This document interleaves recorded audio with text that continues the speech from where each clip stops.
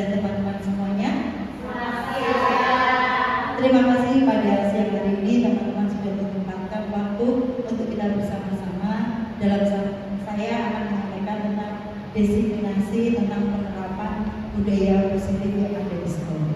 Untuk itu, sebelum kita mulai acara ini, baik kita bergabung dengan doa. Dalam nama Bapa dan Putra dan Roh Kudus. Tuhan yang Maha Baik, berkati dan membimbing kami dalam kami melakukan kegiatan pada siang hari ini. Kiranya Engkau sendiri yang hadir di tengah kami. Amin. Dalam nama Bapa dan Putra dan Roh Kudus. Amin. Selamat siang semuanya. Selamat siang, Maria. Masih semangat siang ini? Luar biasa teman-teman. Walaupun siang ini terasa panas sekali udaranya, tetapi teman-teman masih tetap semangat ya. Nah, kali ini saya akan menyampaikan berkaitan dengan tugas dari Guru Muda, yaitu untuk aksi nyata di modul 1.4 ini. Kita diminta untuk menyampaikan tentang disiplинasi, tentang budaya positif yang ada di sekolah. Nah, saya sudah membuat untuk kelas saya sendiri, yaitu membuat keyakinan kelas bersama dengan anak-anak yang nanti akan kami kemas dalam sebuah presentasi tentang aksi nyata pemahaman dan penerapan budaya positif.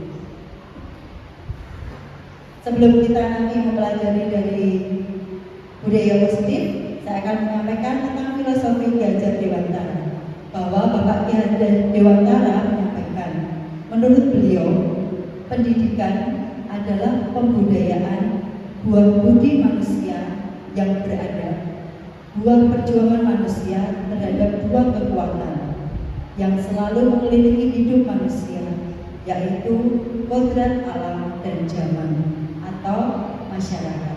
Jadi kita sebagai manusia itu tidak terlepas, kita hidup di dalam tengah-tengah masyarakat. Itu dari Bapak Ki Hajar Dewantara selaku Bapak Pendidikan Nasional. Nah, di sini tentang konsep-konsep kunci budaya positif nanti akan kita bahas bersama tentang perubahan paradigma belajar, disiplin positif, kebutuhan dasar manusia, motivasi perilaku manusia, posisi kontrol guru, keyakinan kelas, dan segitiga restitusi. Tentang paradigma baru, pembelajaran dengan paradigma baru. Apa itu paradigma baru?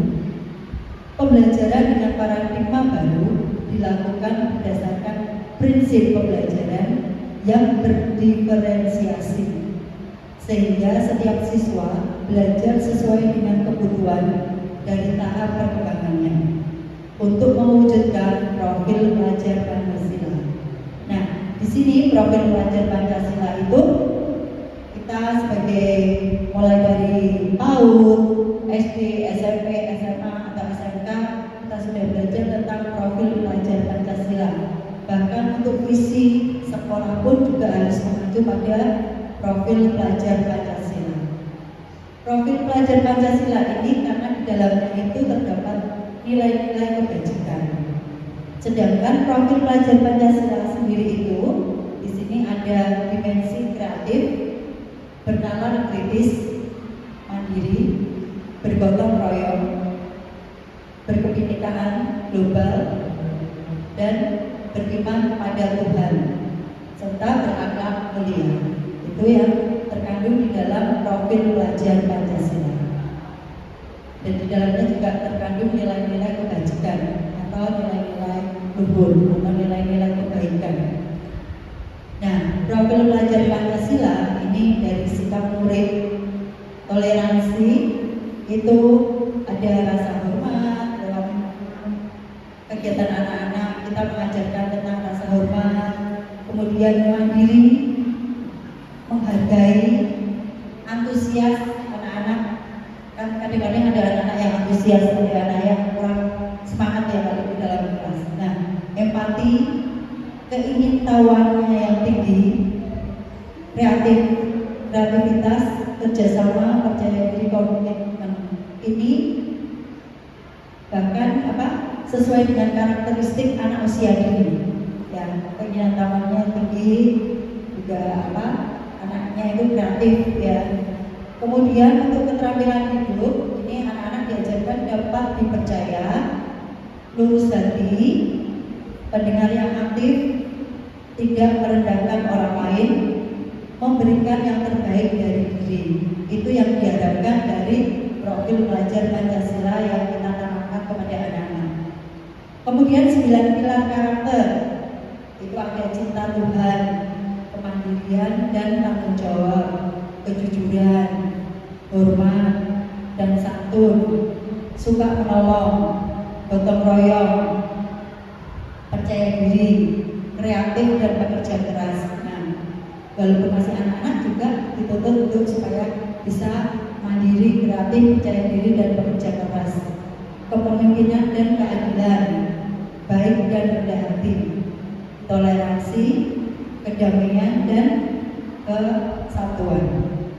Sedangkan untuk petunjuk hidupnya yaitu penalaran, bekerja sama, keberanian, usaha, empati, ada suara hati, kontrol diri, rasa hormat dan kebaikan. Nah, di dalam profil pelajar Pancasila, di sini guru juga dituntut untuk supaya bisa mengajarkan anak-anak tentang disiplin yang positif. Nah, kalau mendengar disiplin positif, apa yang terlintas di ibu-ibu semuanya? Kalau mendengar kata disiplin positif, kira-kira apa? Silakan yang mau menyampaikan atau mengatakan, silakan. Yang terlintas saja, disiplin positif itu berkaitan apa biasanya? Peraturan, ya, lagi.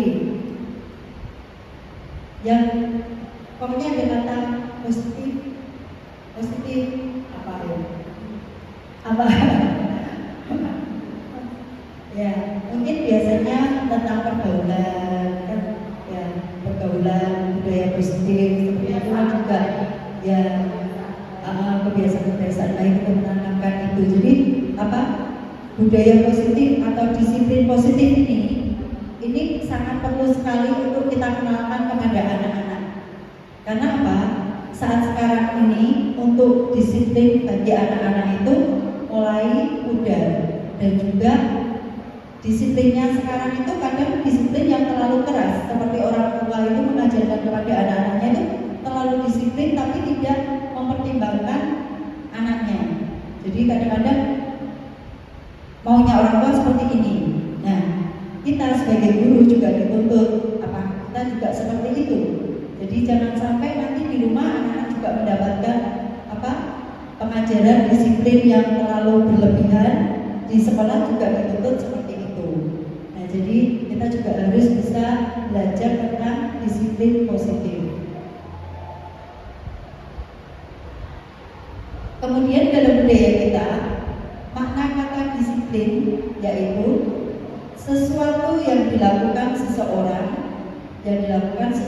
pada orang lain untuk mendapatkan kepatuhan. Kita cenderung menghubungkan kata disiplin dengan ketidaknyamanan. Itu juga saya rasakan ya, kalau kita itu untuk disiplin ya, misalkan harus datang tepat waktu. Nah, itu kadang-kadang kita juga ada rasa tidak nyaman.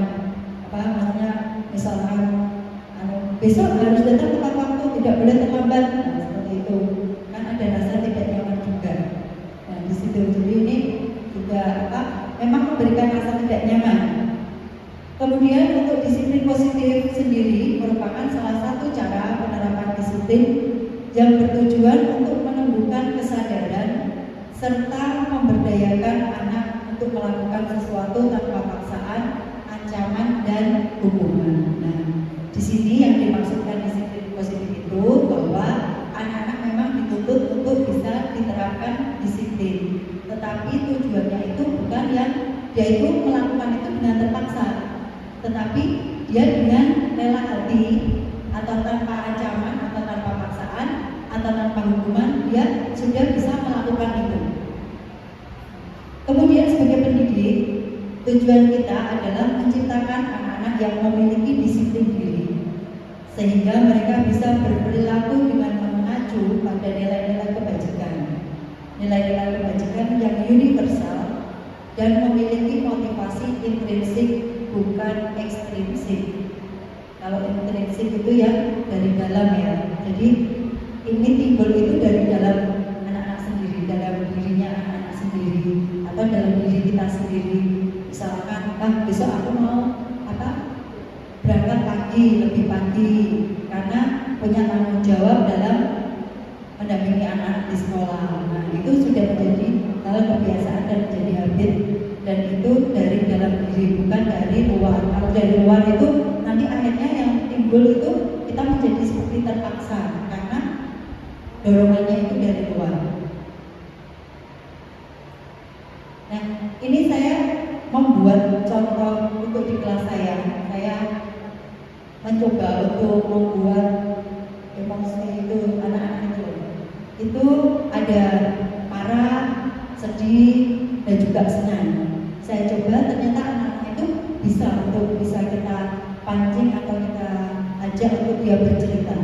Karena di anak usia ini terkadang itu dia enggan untuk bercerita atau mau bercerita, apalagi kalau dia sedang marah atau juga sedih, itu kadang-kadang anak-anak itu tidak bisa mengungkapkan apa yang dirasakan. Nah, ini kemarin saya mencoba untuk membuat ini dalam kelas saya, dan ini sudah saya terapkan. Ternyata anak-anak bisa bercerita. Jadi setelah dia memilih sendiri, hari ini apa yang kamu rasakan? Jadi saat dia datang masuk kelas sebelum doa, dia itu mengambil satu gambar, ya, mengambil satu gambar sesuai dengan apa yang dia rasakan. Nah, ternyata dia bisa bercerita. Ini contohnya yang kemarin ada beberapa anak, tapi ini saya coba putarkan yang kemarin punyanya siapa? Jos ya. Kebetulan Jos kalau datang dia masih ngantuk.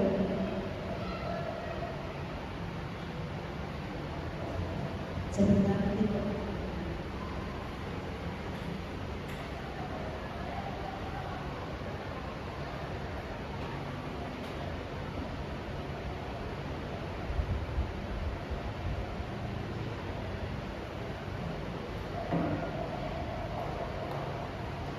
Bisa masuk ya?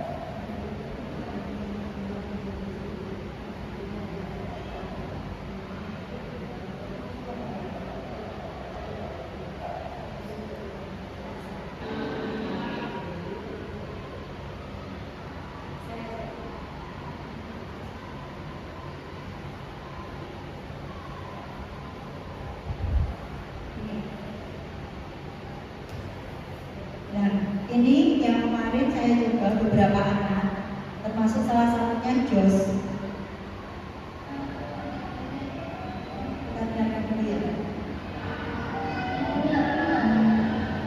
Jos marahnya pada siapa? Mama. Kenapa marah pada mama?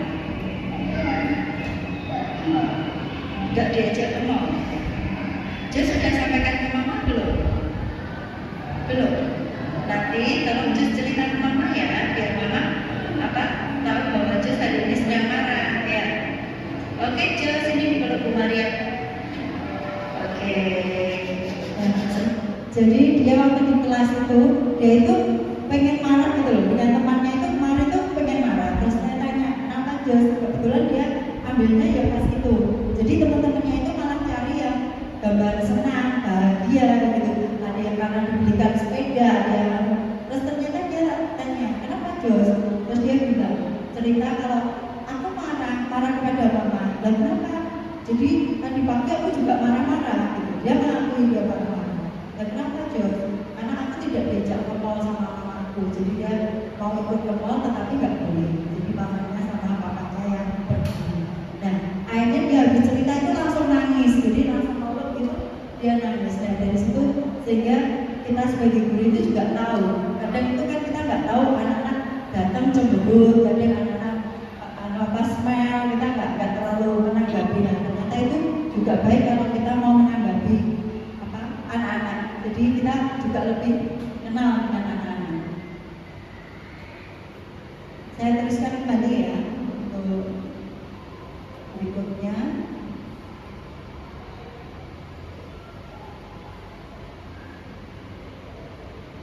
Nah,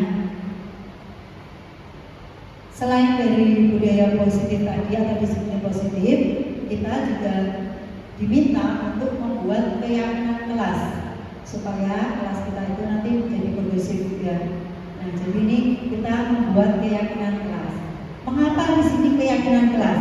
Kenapa kok tidak peraturan kelas saja? Ada yang bisa menyampaikan kenapa keyakinan kelas? Silahkan, kalau ada yang punya itu silahkan. Bu Karolin? Kalau menurut saya mendengar kata peraturan kelas itu seperti yang bagaimana juga menakutkan, terus juga kesannya itu negatif seperti itu. Jadi lebih memilih pada keyakinan. Terima kasih Bu Karolin, kita kasih aplaus buat Bu Karolin. Betul sekali ya. Kalau keyakinan kelas itu lebih positif daripada kita pakai peraturan. Ya, silakan Dewi. Saya mau menambah ya, menurut pendapat saya peraturan itu biasanya sudah ditentukan oleh satu kelas. Sedangkan keyakinan kelas itu disepakati bersama antara guru dan murid sehingga diyakini bersama dan dilaksanakan dengan senang hati tanpa paksaan. Terima kasih Bu Dewi, aplaus juga buat Bu Dewi. Ya, sudah melengkapi ya. Jadi betul apa yang disampaikan Bu Karolin dan juga Bu Dewi. Tadi saling melengkapi bahwa memang untuk peraturan kelas itu konotasinya itu negatif karena peraturan. Kalau peraturan itu yang membuat itu sepihak. Tetapi kalau keyakinan itu nanti akan dibuat secara bersama-sama. Nah, itu bedanya. Jadi kalau dulu kita biasanya ya waktu masih saya sekolah itu biasa ya untuk peraturan. Tapi karena memang peraturan itu yang membuat entah kepala sekolah atau gurunya atau dewan guru ya. Tetapi dengan perkembangan zaman sekarang dan kita juga memberikan keleluasaan pada anak didik terutama untuk hal pendidikan ya, sehingga ini sangat bagus sekali akhirnya dibuat dengan keyakinan kelas. Terima kasih Bu Dewi sama Bu Karolin yang sudah menyampaikan. Nah, di sini bagaimana pembentukan keyakinan kelas itu? Jadi ada itunya ya, aturannya itu dalam membuat pembentukan keyakinan kelas ini. Jadi yang pertama itu lebih abstrak dari peraturan. Kemudian yang kedua berupa pernyataan universal. Kita buat itu kata-kata itu berupa pernyataan yang universal. Terus dibuat dalam bentuk positif. Jadi menggunakan kata-kata yang positif, tidak menggunakan kata-kata seperti jangan, tidak boleh, itu tidak memakai kata-kata itu. Jadi lebih positif ya. Misalnya tidak boleh membuang sampah. Nah, ini bisa diganti, kata-katanya diganti. Kemudian kalau bisa itu sedikit saja akan mudah diingat. Jadi untuk kalimat atau katanya itu sedikit tapi mudah diingat. Terus sesuai dengan kondisi kelas dan sekolah. Kemudian yang lainnya mudah diterapkan dan semua warga kelas dilibatkan saat membuat. Jadi saat membuat ini tidak guru membuat sendiri. Jadi guru tidak terus besok mata buat peraturan seperti ini. Gitu. Itu enggak, tetapi melibatkan anak-anak untuk ikut menyusun dalam membuat keyakinan kelas ini. Nah, ini di sini saya juga ada contoh. Jadi juga membuat keyakinan kelas bersama-sama B2 ini kita membuat bersama-sama. Jadi saya tulis di papan tulis karena anak-anak belum bisa kalau menulis sendiri, maka saya hanya menyampaikan apa yang kita butuhkan di dalam kelas ini itu apa. Karena anak-anak kan kadang membuang sampah seenaknya di kelas atau apa. Nah itu saya buat itu, saya sampaikan kepada anak-anak, ternyata anak-anak juga bisa untuk kita ajak bicara dan dia juga apa punya ide-ide. Jadi ini sebetulnya ada videonya juga kemarin. Jadi ada anak yang langsung menjawab, tidak boleh terlambat sekolah, datangnya harus lebih pagi gitu. Terus akhirnya saya singkatkan ya. Jadi disiplin, 3S tomat, terus menjaga kebersihan, terus ini menghormati dan menghargai, terus mandiri dan tanggung jawab. Kemudian yang terakhir ini saling menyayangi. Ini yang dari anak-anak kelas itu. Jadi saya tuliskan di papan ini, tapi usulan ini kita bahas bersama-sama. Akhirnya saya buatkan banner seperti ini. Ada disiplin, ada 3S tomat. Kita melakukan 3S tomat di dalam kelas maupun di luar kelas. Terus selalu menjaga kebersihan, mandiri dan bertanggung jawab, saling menyayangi dan menghormati. Sehingga apabila ada anak yang bertengkar, itu biasanya terus terakhirnya setelah kita ajak bicara berpelukan bersama. Itu yang bisa kita lakukan untuk mendampingi anak. Untuk berikutnya, bahwa manusia itu mempunyai 5 kebutuhan dasar, yaitu yang pertama itu bertahan hidup, kasih sayang dan rasa diterima, penguasaan, kebebasan dan kesenangan. Nah, jadi misalkan dari salah satu ini tidak tercukupi atau tidak mendapatkan ini, pasti ada perilaku manusia yang kurang baik atau karena tidak terpenuhi. Salah satu tidak terpenuhi atau mungkin 2 tidak terpenuhi. Nah, itu latar belakang itu bisa mengakibatkan yang membuat perilaku manusia itu tidak baik. Nah, ini untuk bertahan hidup, ini kebutuhan yang bersifat fisiologi untuk bertahan hidup, meliputi kesehatan, rumah dan juga makanan. Untuk kasih sayang dan rasa diterima, itu kebutuhan untuk disayangi dan diterima. Itu disayangi dan diterima di dalam lingkungan. Berikutnya untuk penguasaan, ini berkaitan dengan kebutuhan yang berhubungan dengan kekuatan untuk mencapai sesuatu. Jadi ini misalkan kita pengen meraih juara, nah, seperti itu. Atau mungkin di dalam sekolah pengen jadi kepala sekolah, bisa juga. Atau pengen jadi guru yang paling favorit, nah, seperti itu. Penguasaan. Terus kebebasan, kebutuhan akan kemandirian, otonomi, memiliki pilihan dalam waktu mengendalikan arah hidup seseorang. Sedangkan untuk kesenangan itu kebutuhan untuk mencari kesenangan, bermain dan tertawa. Jadi untuk kesenangan ini juga sangat penting ya, karena kalau kita nggak bisa tertawa, nggak bisa tersenyum, itu juga nanti akhirnya ada yang kurang dalam diri kita. Ya, bisa juga nanti jadi stres seperti itu. Ya, kalau kita tidak bisa mengelola emosi kita. Nah, berikutnya saya lanjutkan dengan 5 posisi kontrol. Nah, di sini maksudnya 5 posisi kontrol.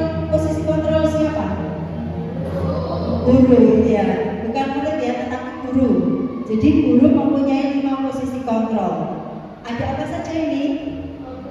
Penghukum, pemantau, pembuat rasa bersalah, sebagai teman, manajer. Kalau dari 5 ini kira-kira kita hanya lihat dulu, ya, belum kita bahas. Menurut teman-teman atau menurut ibu-ibu semuanya, sudah sebagai posisi kontrol yang mana yang sering kali mendominasi saat ibu guru bersama dengan anak-anak itu sudah mengajar? Posisi kontrol yang mana? Teman, sehingga pemantau, manajer, pembuat rasa bersalah, apalagi penghukum. Berarti lengkap ya? Ibu pernah melakukan itu? Ya, kita jujur saja, saya juga pasti pernah. Tetapi dengan kita nanti mendapatkan ini semua, semoga kita menjadi guru yang sadar dan juga pengaman dosa. Ya, semoga tidak melakukan lagi. ya. Sekarang kita bahas satu persatu. Ini ada 5 posisi kontrol. Nah, yang pertama itu menghukum.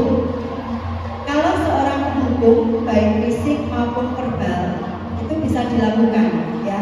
Misalkan ibu-ibu itu memperlakukan anak ya, langsung dimarahi ya, terus dipukuli atau dicubit atau diceblek ya. Ya, itu sudah termasuk menghukum ya.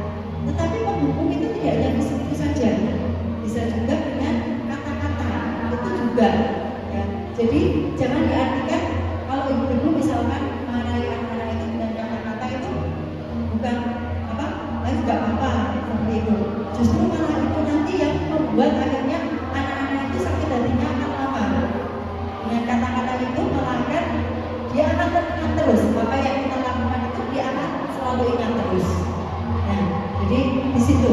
Jadi itu sama-sama menghukum, tapi satunya menggunakan fisik, satunya menggunakan kata-kata secara verbal. Berikutnya, membuat merasa bersalah. Pada posisi ini biasanya guru akan bersuara lebih lembut. Hati-hati ya, sekarang kalau suaranya lebih lembut, jangan-jangan kita membuat rasa bersalah pada anak. Ya. Nanti kita lihat ciri-cirinya apa untuk merasa bersalah ini. Kemudian sebagai teman, posisi ini tidak akan menyakiti murid, namun akan tetap berupaya mengontrol murid melalui persuasi. Ya. Nah, ini memang tidak akan menyakiti murid ini. Jadi kita seolah-olah menjadi teman mereka. Ya. Tetapi ternyata ada dampaknya dari posisi kontrol sebagai teman ini. Saya terus terang saya juga terkadang melakukan itu. Ya. Jadi kalau sebagai teman itu ya kita kayak teman dengan anak-anak itu, terus ya sudah nggak apa-apa. Misalkan anak-anak salah ya kita memberitahu, tapi habis itu ya sudah nggak apa-apa, ya masuk atau gimana. Nah seperti itu, padahal itu sebetulnya tidak baik karena anak-anak merasa bahwa oh ternyata melakukan seperti itu tidak apa-apa. Nah itu yang terkadang tidak kita sadari. Jadi bahwa posisi kontrol sebagai teman ini juga baik, tapi ada dampak negatifnya. Juga akhirnya itu dampaknya juga tidak baik bagi anak-anak. Karena dia taunya oh berarti kalau saya melakukan ini nggak apa-apa, guruku nggak apa-apa kok. Nah, rasa seperti itu. Berikutnya posisi kontrol sebagai pemantau. Kalau sebagai pemantau ini berarti guru itu juga mengawasi dan bertanggung jawab dengan orang yang kita awasi. Jadi gurunya itu juga bertanggung jawab dengan anak-anaknya yang dipantau tentunya saat di dalam kelas ya. Tapi hanya sebagai pemantau saja, dia juga menjaga misalkan jangan sampai anak ini berbuat yang tidak baik atau hal yang tidak benar, itu guru memantau. Kemudian sebagai manajer, posisi guru berbuat sesuatu bersama murid, mempertanggungjawabkan dan mencari solusi pemecahan. Nah, jadi di antara 5 posisi kontrol tadi kira-kira yang paling ideal sebagai seorang guru yang harus dilakukan yang mana? Manajer. Ya manajer. Karena kalau kita sebagai posisi kontrol sebagai manajer, selain kita itu bisa membantu anak-anak. Misalkan anak-anak menghadapi permasalahan, kita bisa mengajak anak-anak untuk mencari jalan keluarnya bagaimana. Tapi kita dari dulu masalahnya itu apa. Nah, terus anak-anak diajak untuk mengemukakan dulu. Setelah itu baru anak-anak mengemukakan seperti ini. Dia tahu kesalahannya apa, caranya memperbaikinya bagaimana. Dia juga guru itu hanya memancing dan juga membantu anak-anak untuk seperti ini. Nah, akhirnya sampai anak itu bisa memecahkan masalahnya atau mendapatkan solusi dari apa yang dialami itu, ya, dari permasalahan yang dialami itu. Nah, jadi di sini guru memang yang paling ideal itu sebagai manajer, itu yang diharapkan. Semoga nanti kita semua yang ada di sini bisa menjadi guru-guru atau manajer-manajer bagi anak-anak ya.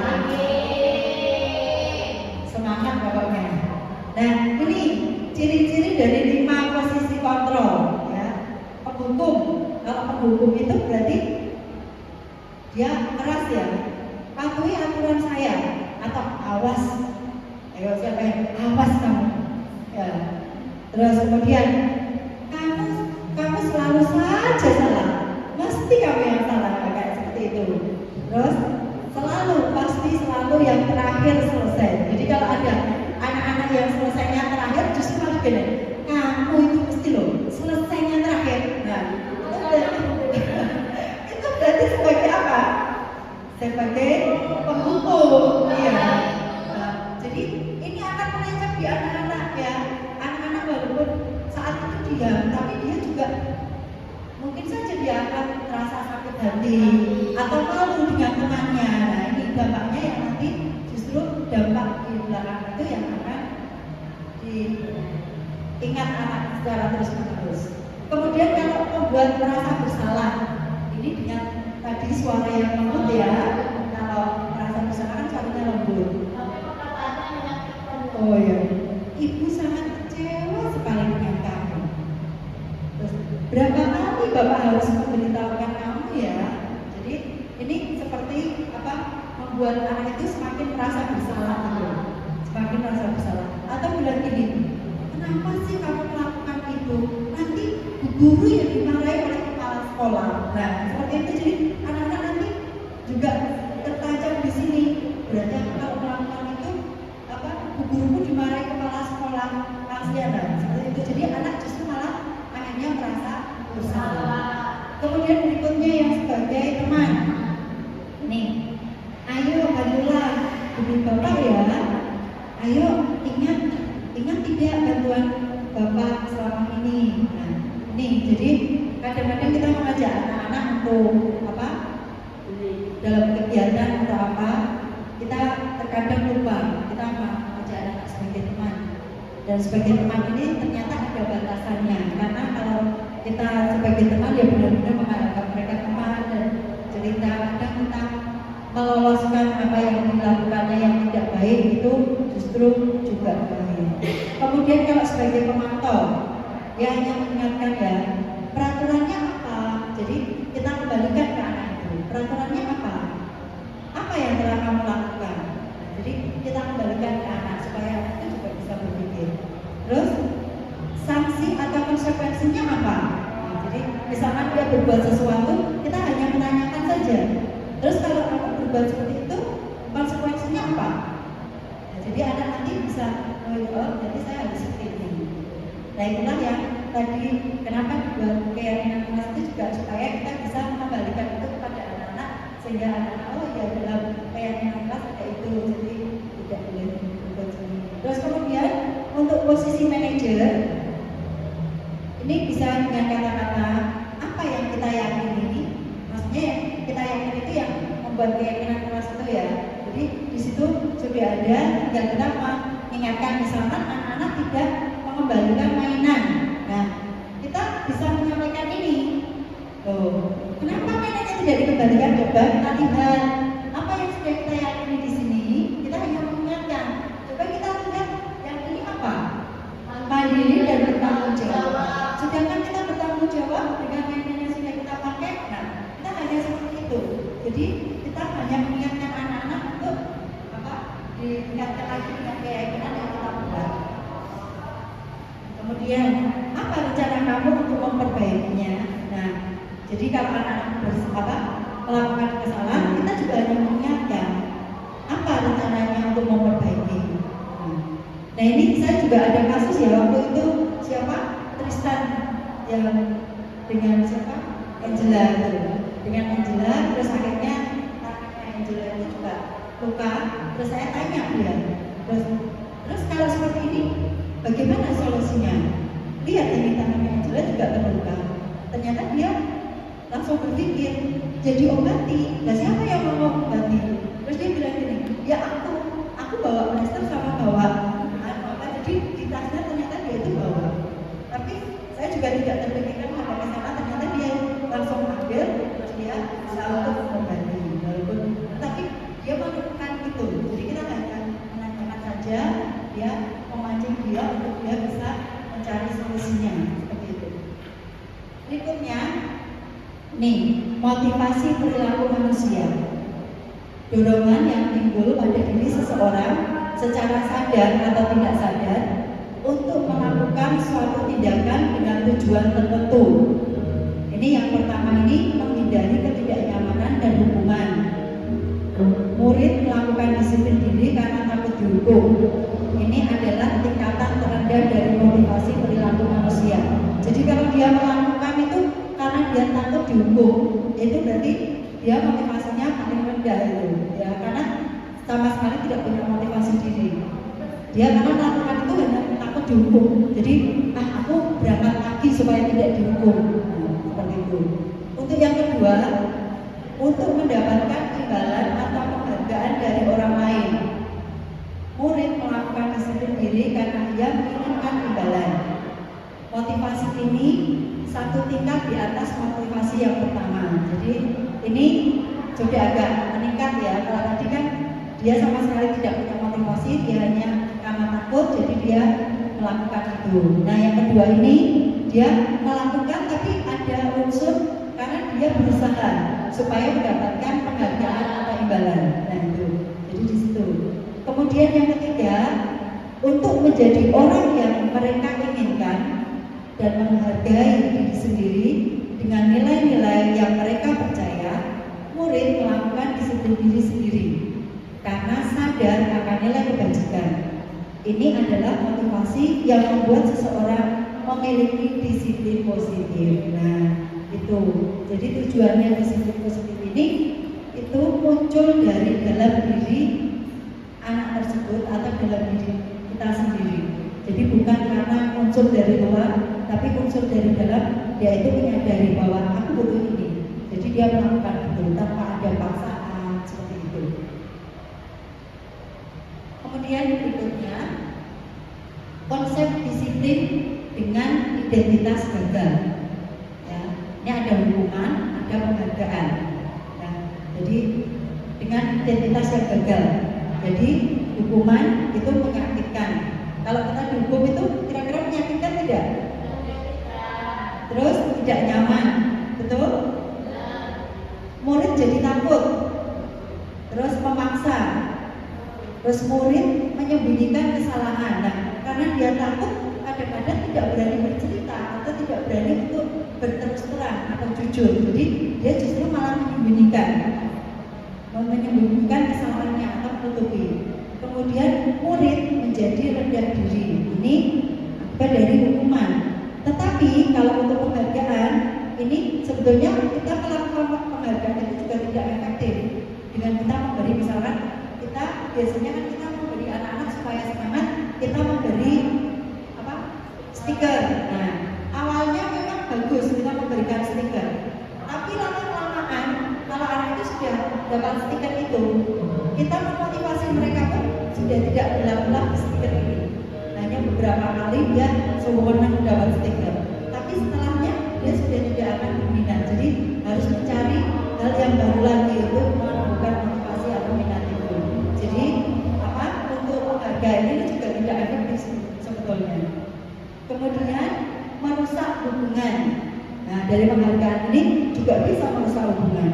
Misalkan terjadi kecemburuan, misalkan ya mendapat penghargaan, sedangkan yang mendapatkan penghargaan ini orangnya tidak bisa maksudnya dia itu sombong. Nah, sehingga teman yang lain itu merasa tersinggung. Nah ini bisa juga akhirnya merusak hubungan. Terus kemudian mematikan kreativitas. Terus menghubung dengan sistem ranking. Menghubung dengan sistem, terus ranking itu juga sama ya.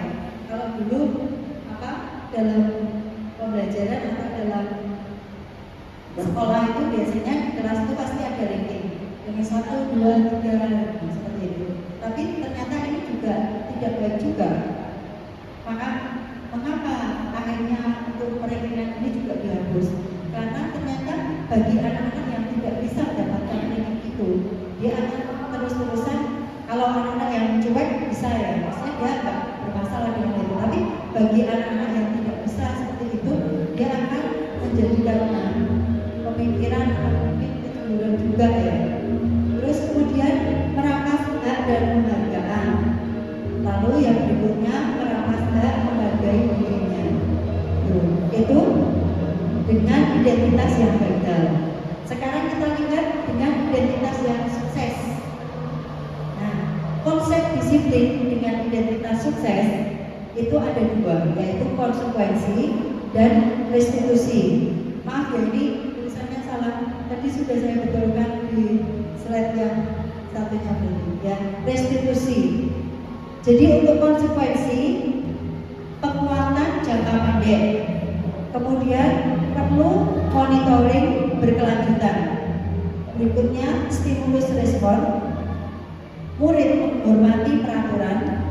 Yang kelima, kehilangan waktu untuk mengurangi kesalahan. Itu kalau konsekuensi. Jadi tadi seperti tadi konsekuensinya apa seperti itu. Kemudian kalau untuk restitusi itu mengajarkan murid itu bertanggung jawab atas perilakunya. Kemudian fokus pada pemecahan masalah jangka panjang. Berikutnya murid menghormati dirinya dan orang lain. Berikutnya teori kontrol dirinya atau dirinya memegang kontrol. Jadi dari dirinya sendiri yang memegang kontrolnya. Kemudian murid bersemangat untuk memperbaiki kesalahan. Jadi dari murid pun juga akhirnya dia bersemangat dalam memperbaiki kesalahannya. Ini hubungannya kalau konsep disiplin dengan pendekatan restitusi. Sebuah cara menanamkan disiplin positif pada murid. Nah, apa itu pengertian restitusi? Restitusi adalah proses menciptakan kondisi bagi murid untuk memperbaiki kesalahan mereka, sehingga mereka bisa kembali pada kelompok mereka dengan karakter yang lebih kuat. Itu pengertian dari restitusi.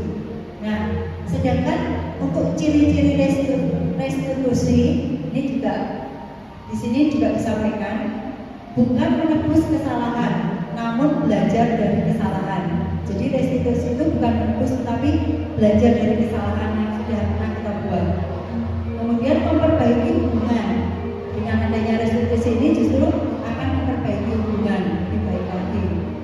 3, ada tawaran bukan paksaan. Jadi seperti tadi ya, misalnya guru menawarkan, jadi anak itu juga berpikir sendiri. 4, menuntut untuk melihat ke dalam diri. Jadi kita mengajak anak atau kita menuntut anak untuk melihat lagi ke dalam dirinya sendiri. Kemudian yang kelima, mencari kebutuhan dasar yang mendasari tindakannya. Yang keenam, fokus pada karakter bukan tindakan. Sedangkan yang ketujuh, ini menguatkan dan fokus pada solusi. Jadi di sini diharapkan itu kita bisa melakukan ini. Paling tidak, misalkan kita tidak bisa melakukan secara restitusi, kita bisa melakukan dengan konsekuensi. Tapi misalkan kita sudah baik melakukan secara konsekuensi, ditingkatkan lagi untuk ke restitusi, itu akan lebih baik lagi. Ini restitusi ini bisa digunakan dalam hal apa saja ya, entah di kelas, entah di rumah. Mungkin kita dengan anak-anak di rumah itu bisa juga kita melakukan tindakan ini, restitusi. Ini sudah berikutnya penerapan segitiga restitusi. Apakah segitiga restitusi itu? Yuk kita lihat bersama-sama ya. Nih, segitiga restitusi adalah suatu proses dialog yang dijalankan guru atau orang tua agar dapat menghasilkan murid yang mandiri dan bertanggung jawab. Jadi ini bisa dilakukan oleh guru di sekolah atau kita sebagai orang tua. Kita melakukannya di rumah dengan anak-anak kita. Terlebih kalau kita punya anak yang masih kecil ya, usia TK, SD, SMP, ini sangat penting sekali sehingga dia akan menemukan solusi pemecahan masalah sendiri. Ini baik untuk bisa diterapkan. Terus ini segitiga restitusi ini meliputi nanti ada menstabilkan identitas, kemudian validasi tindakan yang salah, dan menanyakan keyakinan. Jadi ada 3 itu, meliputi 3 itu.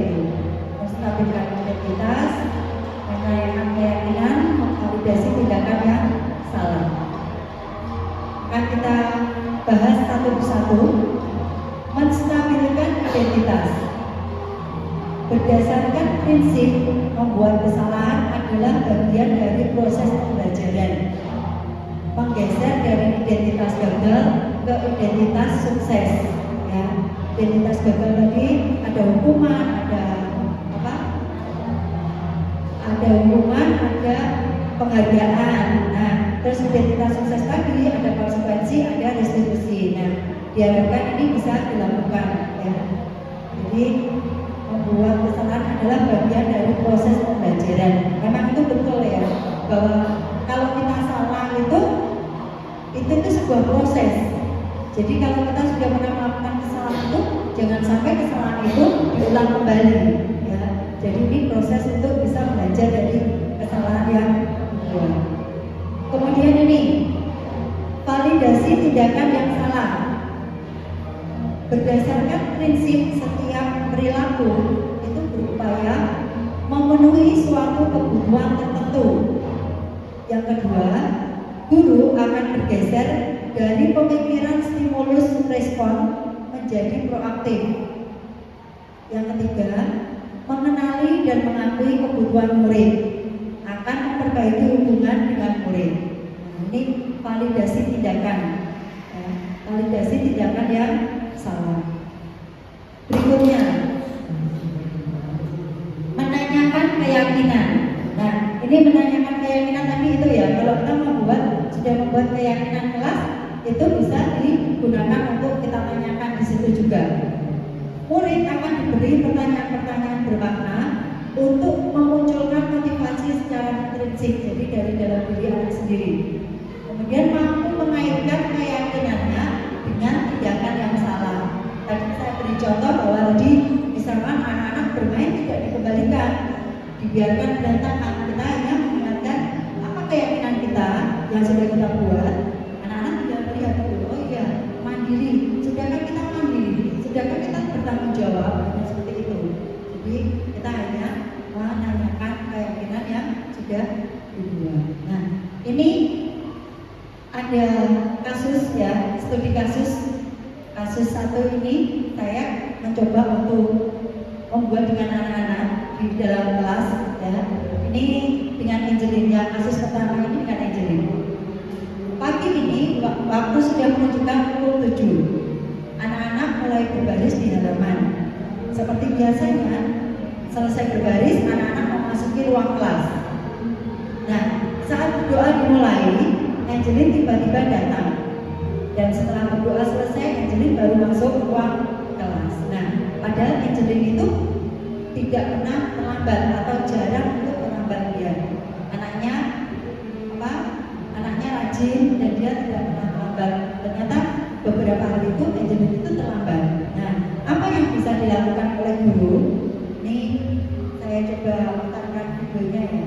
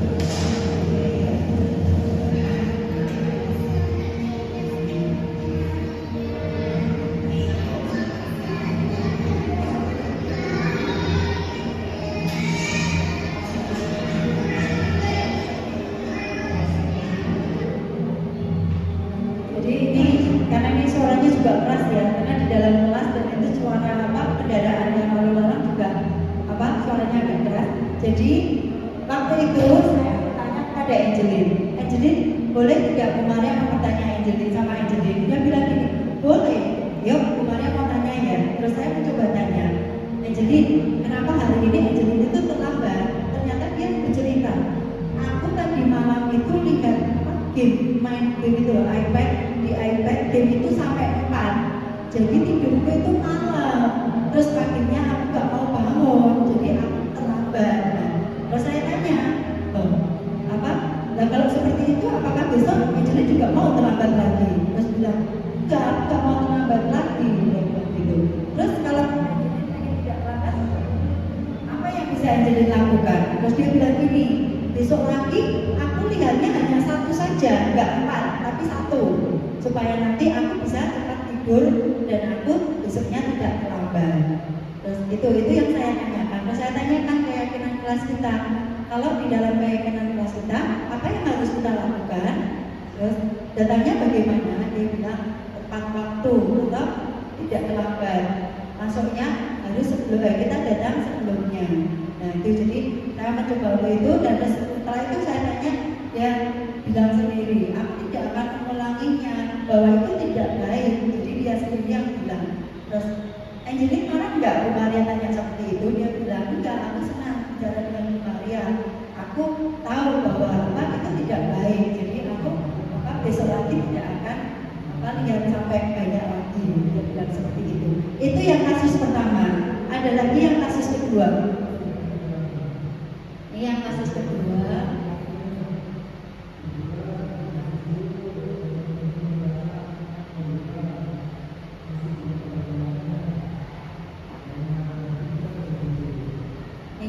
Yang kasus kedua ini antara Sora dengan Vincent. Jadi saat jam istirahat dimulai, anak-anak bermain di halaman. Tetapi belum lama anak keluar dari kelas, Sora dan Vincent ini bertengkar. Vincent memukul tangan Sora. Nah, ini yang terjadi. Kemudian saat di kelas saya mencoba untuk bertanya kepada keduanya. Ini videonya.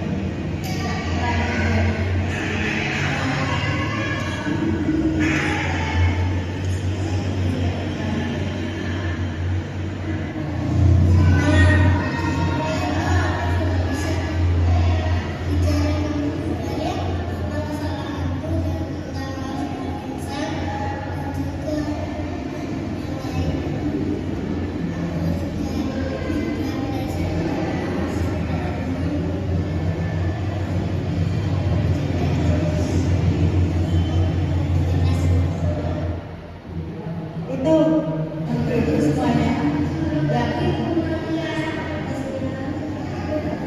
Boleh nggak? Yang saya coba buat untuk di dalam kelas itu waktu kejadian Sora dengan Vincent yang bertukar.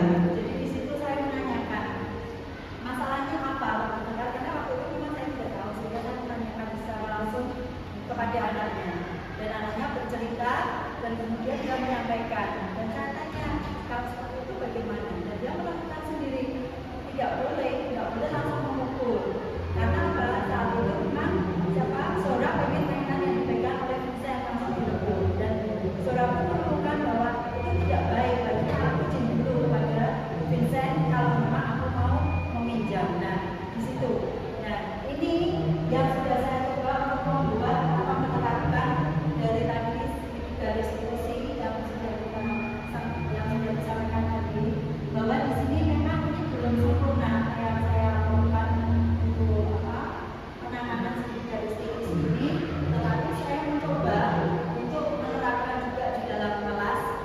Apakah ini bisa merubah anak-anak menjadi lebih baik lagi, atau dia juga bisa menemukan sendiri memperbaiki kesalahannya, tetapi dengan tidak sakit hati, atau dia juga tidak terpaksa, itu muncul dalam dari dirinya sendiri. Nah, itu teman-teman yang bisa saya sampaikan.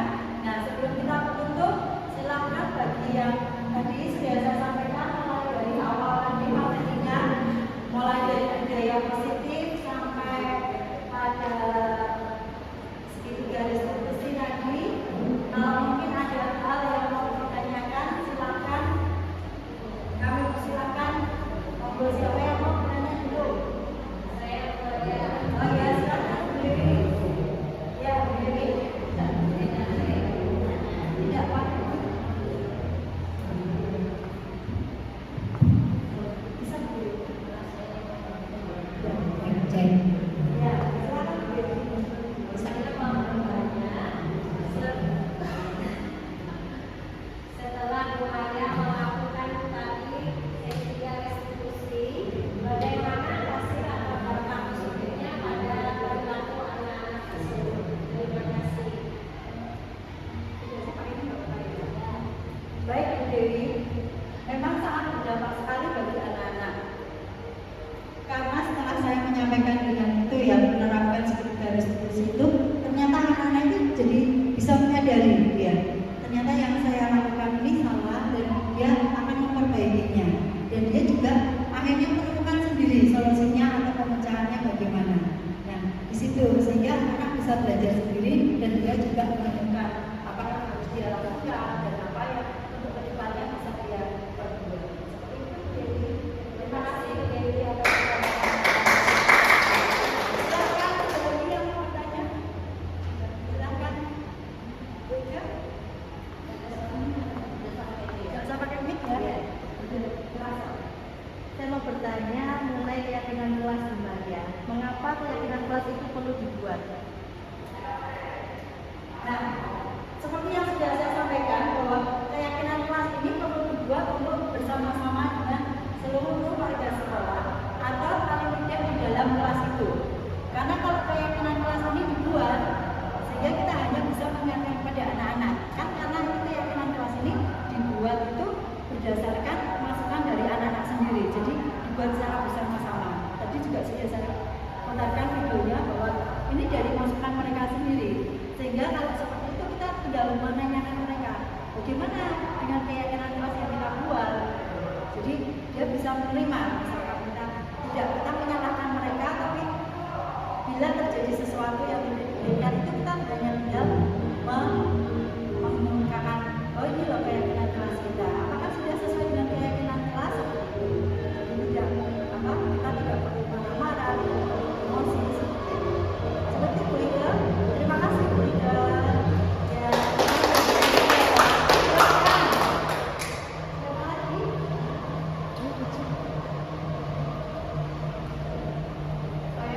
Ya, silakan.